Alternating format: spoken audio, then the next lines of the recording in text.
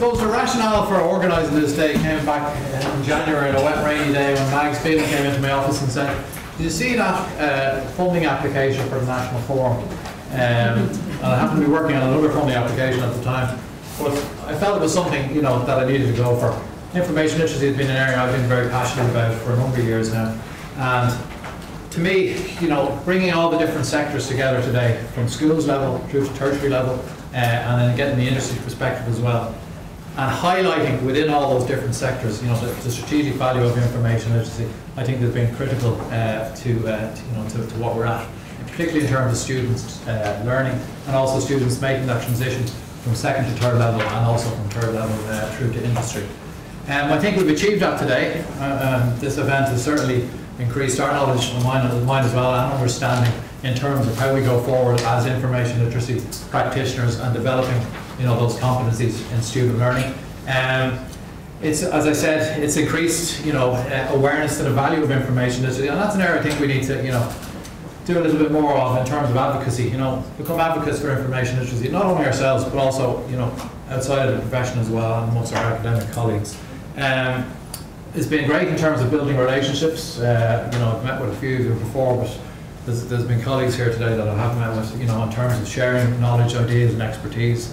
It's been very important for that. And it's also allowed us to reflect on our information literacy practice, you know, how we support the students, our attitudes to information literacy, and how we can change things going forward. There's been a lot of talk about reflection and incorporating feedback in terms of, you know, equipping students with those independent lifelong learning skills. I'd just like to thank all of our speakers today. I think Claire really set the scene this morning when she discussed, you know, the transition from the traditional mode of information literacy due to the, you know, obviously it was due to the technologies at the time, to that transition to using new technologies in terms of blended learning, e-learning, etc. And then Catherine's presentation, it was very informative in terms of, you know, the schools library perspective, and really the lack of funding and resources at that level.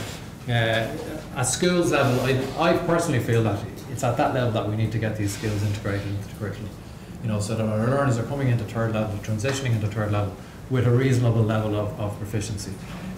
So I'd like to thank Catherine for that presentation this morning, and it's an area that we've done a lot recently in ITT as well. Myself and Gillian went out into one of the local schools recently and gave a presentation on the value of information literacy to transition level students. Jerry then spoke a little bit further in terms of the learning to learn module. Well, we spoke, or it's come up a few times, about the teachable moment. The teachable moment for me, Jerry, is when we get the learning to learn module here. And that allowed us to get information literacy integrated into the curriculum. I was involved with the design and development of that module, and there's an explicit learning outcome relating directly to information literacy. Like previously, I would have gone back to 2003 and 2004.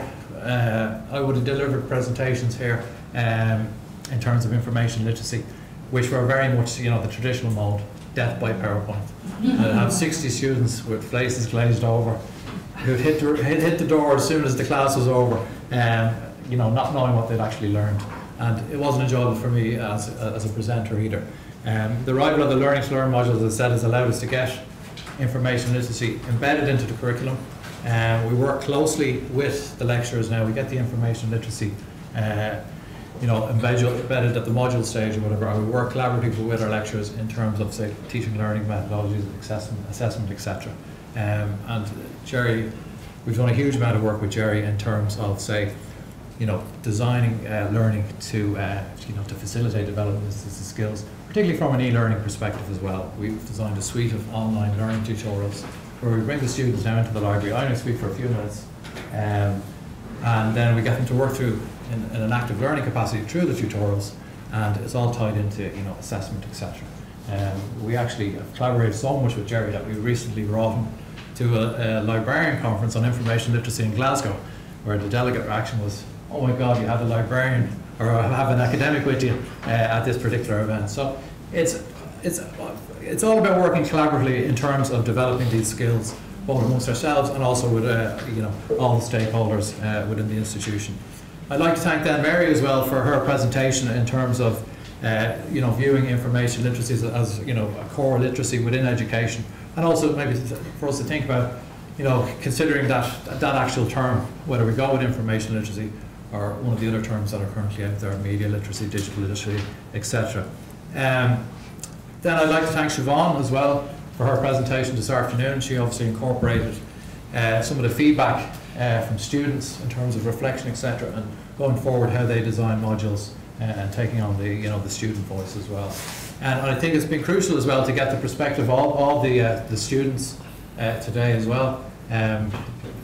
I'd like to thank you all. It's been very insightful in terms of how you progress as independent learners, both the current student perspective, the graduate, the postgraduate input as well, and also Tom's presentation just highlighted the value of these skills in terms of progressing through the industry sector, knowledge management, etc., and the vitality of these skills in terms of lifelong employment, etc., all that type of thing. So just a couple of other items. Just I have a few people to thank. Obviously these events don't organise themselves. I'd like to thank Terry Maguire and the National Forum for Teaching and Learning in Higher Education. Terry provided the funding for this event today. As I said, I'd like to thank all our speakers. Also our attendees, thank you for contributing to a great event. Our library project team as well, I'd like to thank them. In particular Frank Hodgins, he's not here at the moment, but we've been hounding him over the last couple of weeks with regard to organisation of the event. Also to thank Mags Phelan from our Centre of Learning and Teaching here in the Institute. She's been a great help to me in terms of the organisation of the event. Also our IT and AV team, our Building Services department with regard to the logistics for today's event. Also our Kylemore Catering department with regard to the lunches, etc. So just to wrap up, I'd like to thank you all for making what's been a very enjoyable and informative day. I mentioned briefly that I head up a task force on information literacy from the Library Association of Ireland. Claire McGuinness is on board, and I nabbed Catherine at lunch. She's agreed to represent the schools library sector. And what we hope to achieve with this group is a national policy or framework similar to what's been achieved in Scotland and Wales, where information literacy is integrated into all levels, be it primary level, secondary level, third level, and also the awareness that's made for industry as well.